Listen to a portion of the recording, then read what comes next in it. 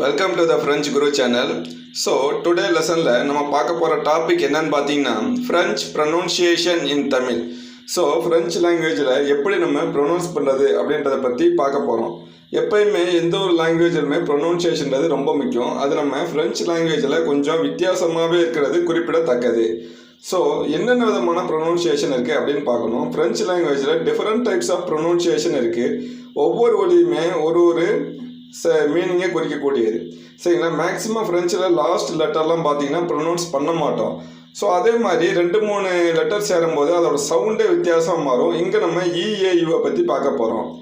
EAU எங்கே ஒன்றா சேருதோ அதோட ப்ரொனவுன்சியேஷன் எப்படி இருக்குன்னா ஓ அப்படின்னு இருக்கும்.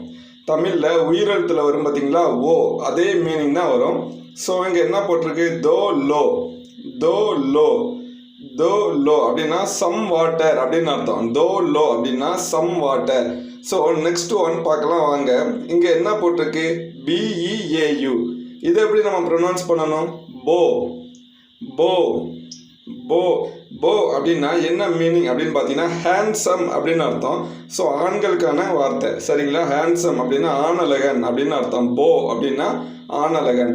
ஸோ நெக்ஸ்ட் ஒன் நம்ம பார்க்க போகிறது பொக்கு பொக்கு பொக்கு பொக்கு அப்படின்னா அடிக்கடி நம்ம பயன்படுத்தக்கூடிய ஒரு வகையான ஃப்ரெஞ்சு வார்த்தை. நிறைய அப்படின்னு அர்த்தம். லாட் அப்படின்னு நம்ம இங்கிலீஷில் சொல்லணும்ல, அதே மீனிங் தான் இந்த பொக்கு. பொக்கு அப்படின்னா நிறைய அப்படின்னு அர்த்தம்.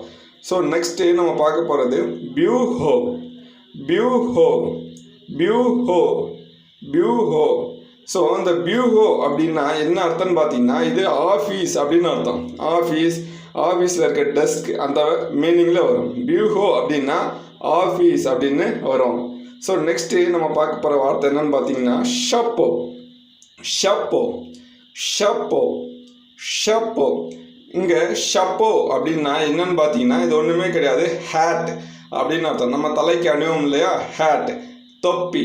ஸோ ஷப்போ அப்படின்னா தொப்பின்னு அர்த்தம். இதுதான் இங்கே மீனிங்.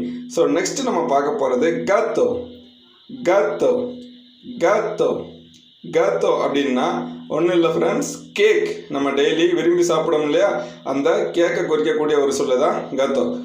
ஸோ இந்த லாஸ்டில் EAUன்றதை நல்லா மைண்டில் வச்சுக்கோங்க. EAUனா ஓ அப்படின்னு வரும். ஸோ நெக்ஸ்ட் நம்ம பார்க்க போகிற அடுத்த எக்ஸாம்பிள் என்னென்னு பார்த்தீங்கன்னா பத்தோ பத்தோ பத்தோ பத்தோ அப்படின்னா போட் அப்படின்னு அர்த்தம். சரிங்களா, படகு அப்படின்னு அர்த்தம்.